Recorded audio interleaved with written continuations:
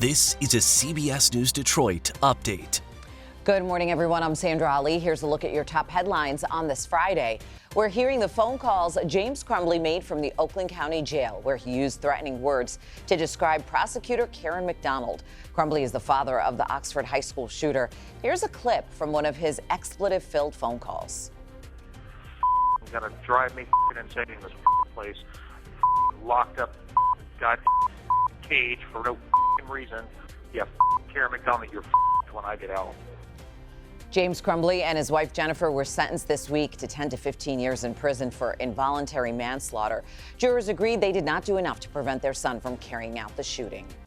On your block in Ann Arbor, where the school board has voted to move forward with teacher layoffs. Last night's board meeting lasted longer than 4 hours. More than 100 parents and teachers voicing their opposition to those job cuts. The district now has a $25 million budget shortfall for the upcoming school year. The city of Detroit celebrating a milestone today with the demolition of the 6,000th residential property since the approval of Proposition N. It happened at a property on Anchester Road in 7 Mile on the city's west side. There are only 2,000 demolitions left to reach that goal of 8,000. On your block in Detroit, the final beam is now up on Dan Gilbert's Hudson Tower on Woodward. The skyscraper will have more than 1.5 million square feet of space for stores, offices, restaurants, and apartments. All the work will continue through the spring. No word just yet on when it will finally be complete. Mortgage rates are drifting even higher this week after a new report showed higher inflation numbers for March. The 30-year fixed-rate mortgage averaged 6.8%. A year ago this time, the rate was 6.25. The bad news, with higher inflation, mortgage rates could continue to go up. If you haven't filed your taxes just yet, there are only a few more days for you to get it done. The IRS deadline is coming up this Monday, April 15th, unless you do get an extension.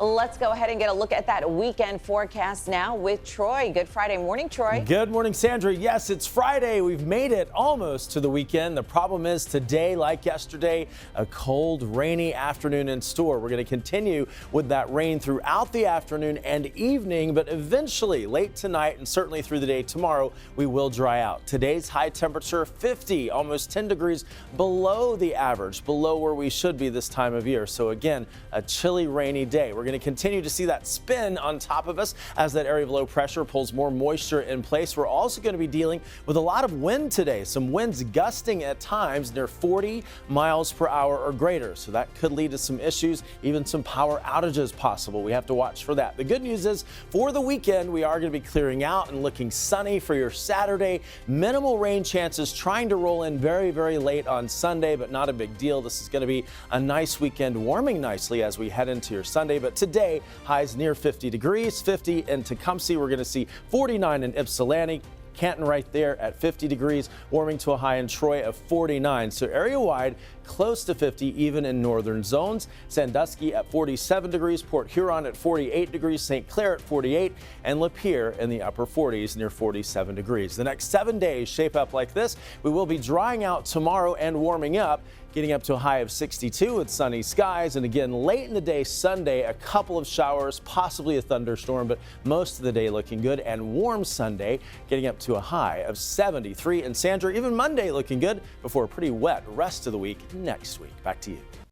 Weekend looking great. All right. Thank you, Troy. That's a look at your headlines on this Friday. We'll be back later today covering stories that matter to you on air and streaming on the CBS News app and Pluto TV. Have a great day.